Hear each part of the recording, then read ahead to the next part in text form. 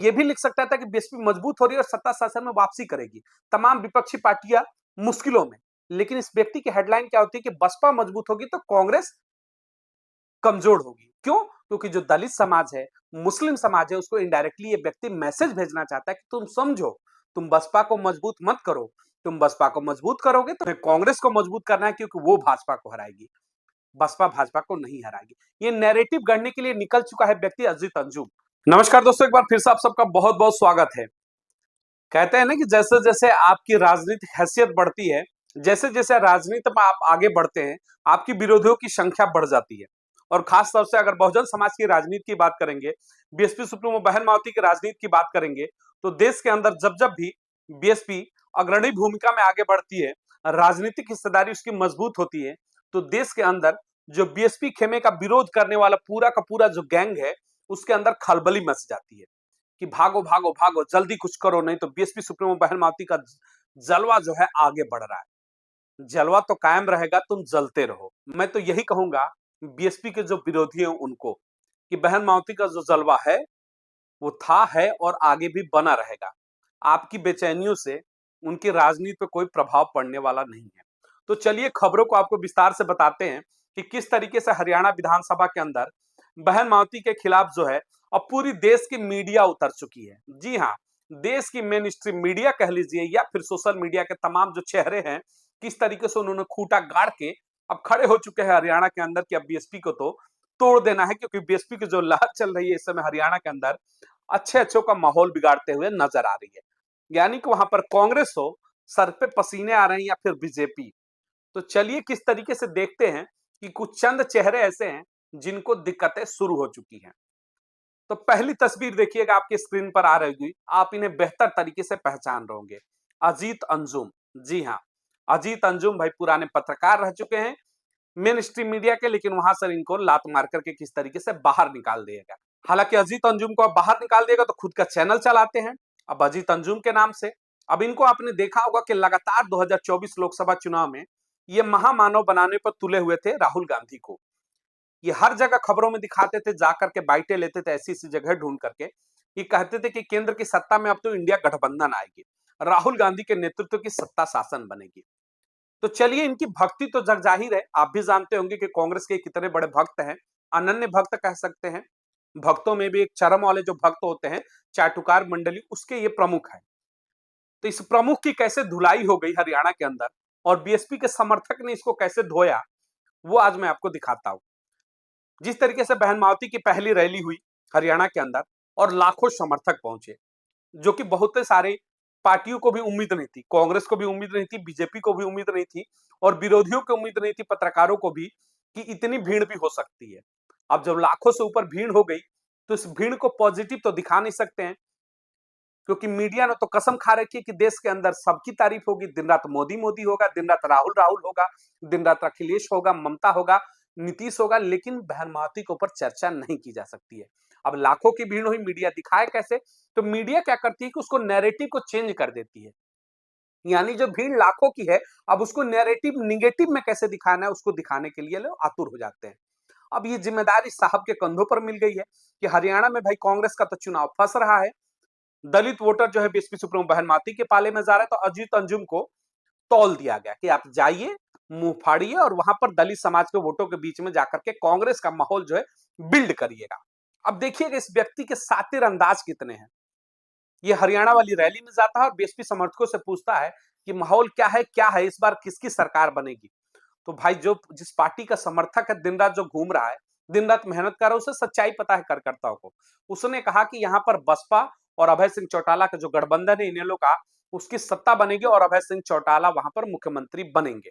अब देखिएगा, ये इतना जवाब सुनते ही बीएसपी समर्थकों का अजीत अंजुम के पेट में अजीबोगरीब दर्द पैदा हुआ, ये तिलमिला उठे और इन्होंने बेचैनी में मजे लेते हुए सवाल कर दिया कि इतने कॉन्फिडेंस के साथ कैसे कह सकते हो कि बसपा की सत्ता बनेगी और यहां पर मुख्यमंत्री होंगे अभय सिंह चौटाला, कितनी सीटें तुम जीत रहे हो। तो समर्थक तो हालांकि इनका कह लीजिए कि गॉडफादर निकला, उसने कहा कि हम 25 से ऊपर सीटें जीत रहे हैं और सत्ता शासन में हम वापसी करके दिखाएंगे। जिस तरीके से लगातार गांव गिराव में महिला, बुजुर्ग, बच्चे जिस तरीके से समर्थन कर रहे हैं, इस बार सत्ता परिवर्तन होगा, अभय सिंह चौटाला मुख्यमंत्री बनेंगे और बसपा की सत्ता शासन आएगी। तो अंजुम अंजुम का देखिएगा इसका दोहरा चरित्र क्या है इस व्यक्ति का, मैं क्यों दिखा रहा हूं।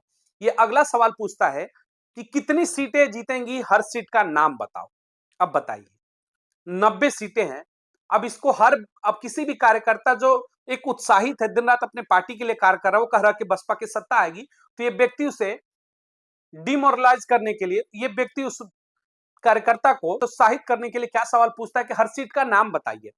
हालांकि उसने 4 से 5 सीटों का नाम बताया, तो कहता है आप तो 5 ही सीट के नाम बता पाए और कितनी सीटें जीतेंगी। अब देखिए, खुद को पत्रकार व्यक्ति कहता है। अजीत अंजुम, तुमसे मेरा भी एक सवाल है कि 543 सीटों पर लोकसभा का चुनाव हुआ, जिस राहुल गांधी को तुम झंडा उठा करके महान नेता बनाने पर तुले थे, तुम 543 सीटों के नाम बता सकते हो क्या?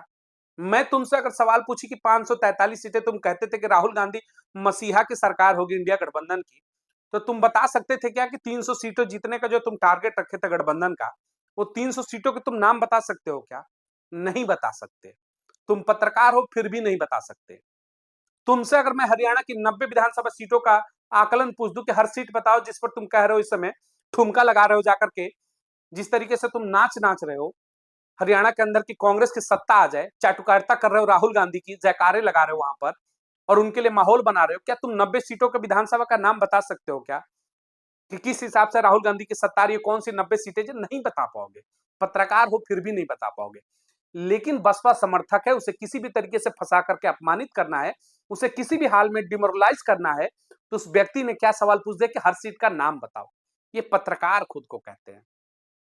अगर बसपा की भीड़ होगी, बसपा समर्थक ने कह दिया कि बसपा की सरकार आएगी हरियाणा के अंदर, तो इनको हर सीट का जवाब चाहिए कि बताओ कौन सी सीट जीती है। अरे तुम पता करो ना, तुम पत्रकार हो, ग्राउंड पर उतरे हो, इतने पेट में दर्द है कि कौन सा सीट है, तो तुम आकलन करो। या फिर गांधी परिवार से तुम्हें आशीर्वाद नहीं मिला इस काम के लिए? पूरे लोकसभा चुनाव में तुम भी तो घूम करके कहते थे कि इंडिया गठबंधन की सरकार बनेगी, क्यों नहीं एक एक सीट तुमने बता दिया कि कौन सी सीट कहां से जीत रहे हैं? नहीं बता पाओगे। तो ये ऐसे चेहरे हैं।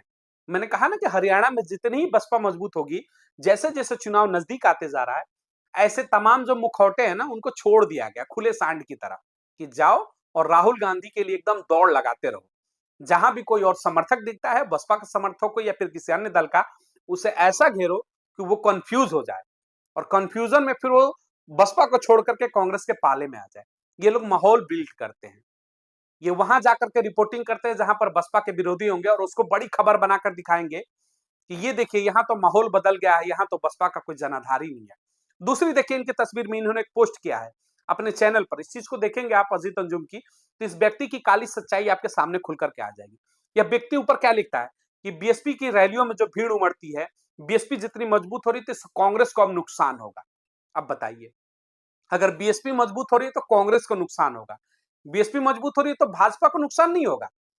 इस व्यक्ति को देखिए, इनडायरेक्टली जो नैरेटिव चलता है देश के अंदर कि भाजपा की बी टीम है, बीएसपी सुप्रीमो बहन मावती, उस चीज पर ये मुहर लगाते हुए व्यक्ति दिखता है। ये अब इसके दोहरे चरित्र को आप समझिएगा, यह व्यक्ति कहना क्या चाहता है।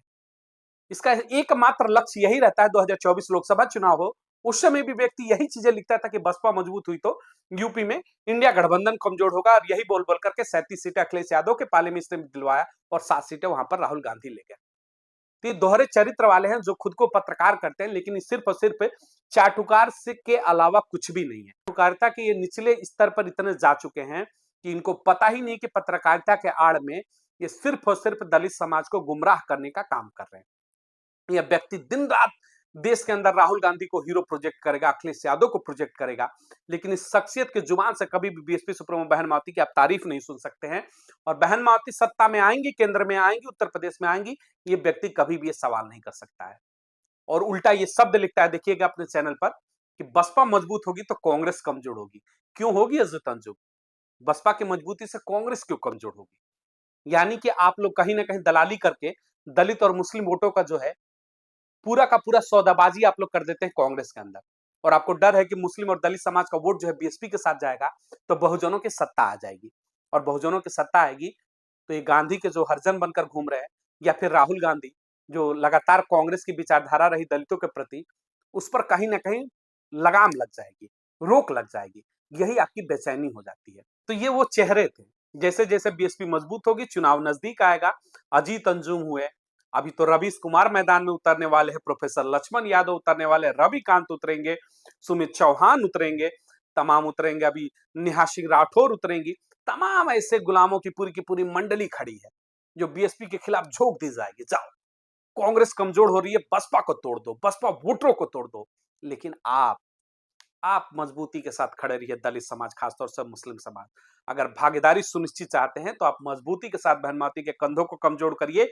और ऐसे जो दलाल पत्रकार हैं, ऐसे जो चाटुकार पत्रकार हैं कांग्रेस का, अगर आपके बीच में जाकर के सवाल पूछते हैं कि बसपा मजबूत होती तो कांग्रेस कमजोर होगी, तो ऐसे को सबक सिखाना भी आपकी जिम्मेदारी है। जैसे इस शख्स ने सिखाया, इस बीएसपी कार्यकर्ता ने इसको हरियाणा में जमकर इसकी धुलाई की और बताया कि हाँ, मजबूती के साथ हम सत्ता में वापिस से आ रहे हैं और इसके हर सवाल का मजबूती के साथ जवाब दिया।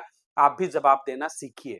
तो मिलेंगे अगली तमाम बड़ी खबरों को लेकर के। इस वीडियो को अधिक से अधिक लाइक और शेयर जरूर करें ताकि वीडियो हर लोगों तक पहुंचे, अधिक से अधिक बहुजन समाज तक पहुंचे जो दूर दराज गांव में बैठा है, ताकि अजीत अंजुम जैसे बहरूपिये जो है उनकी सच्चाई खुल करके आए।